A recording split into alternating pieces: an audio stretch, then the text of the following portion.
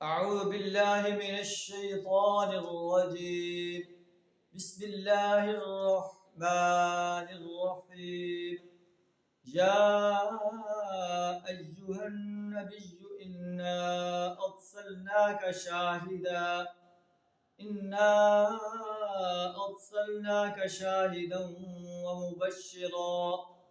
شاهدا ومبشرا ونذيرا وداعيا إلى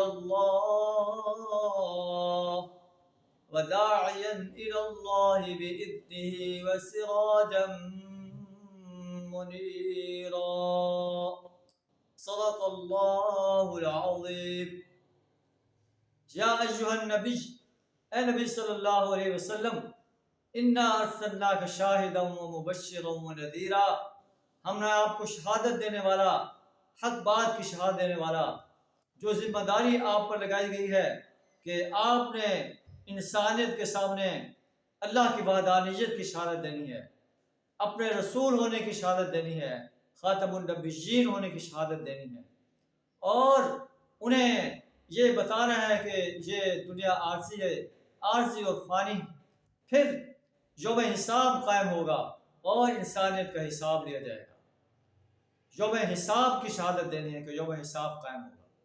تو نبی صلی اللہ علیہ وسلم نے آپ پر جو ذمہ داری ڈالی گئی تھی، آپ نے شہادت کا حق ادا کر دیا، اور آپ نے حجۃ الوداع کے موقع پر پوچھا کہ اے لوگوں، کیا میں نے اپنا پیغام تم پر پہنچا دیا ہے؟ تو سب نے کہا، بیک زبان کہا، ہاں اللہ کے رسول، آپ نے اپنا پیغام پہنچا دیا ہے۔ اور فرمایا، اے نبی صلی اللہ علیہ وسلم، ہم نے آپ کو شاہد بنا کر مبشر، بشارت دینے والا جو آپ کی دعوت کو قبول کرتے ہیں، وَنَذِيرًا، اور ڈرانے والا، خبردار کرنے والا بنا کر بھیجا ہے، جو آپ کی دعوت کو قبول نہیں کرتے انہیں آپ جہنم کی آگ سے خبردار کر دیں۔ اللہ کی طرف دعوت دینے والا، اللہ کی اجازت ہے، وَسِرَاجًا مُنِيرًا، اور روشن چراغ بنا کر بھیجا ہے۔ آپ کی سیرت ایک روشن چراغ کی حیثیت رکھتی ہے۔ وَبَشِّرِ الْمُؤْمِنِينَ، اے نبی صلی اللہ علیہ وسلم، مومن انسانوں کو خوشخبری دے دیجیے، ان کے لیے اللہ کی طرف سے بہت بڑا فضل ہے، فضل کبیر۔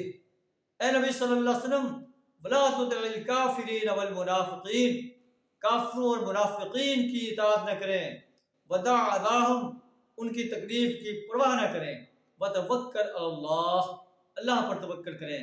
یہ کافر، منافق اور یہودی انسان آپ کا کچھ نہیں بگاڑ سکتے۔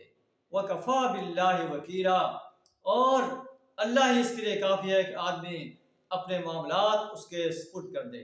اللہ سے دعا تعالیٰ ہمیں قرآن کے ان سنہری ہدایات کو اپنانے کی توفیق عطا فرمائے، اسلام کا پکا سچا داعی بنائے، اپنی ہی ذات کی اطاعت کرنے کی توفیق عطا فرمائے، اپنی ہی ذات پر توکل کرنے کی توفیق عطا فرمائے۔ وآخر دعوانا الحمد للہ رب العالمین۔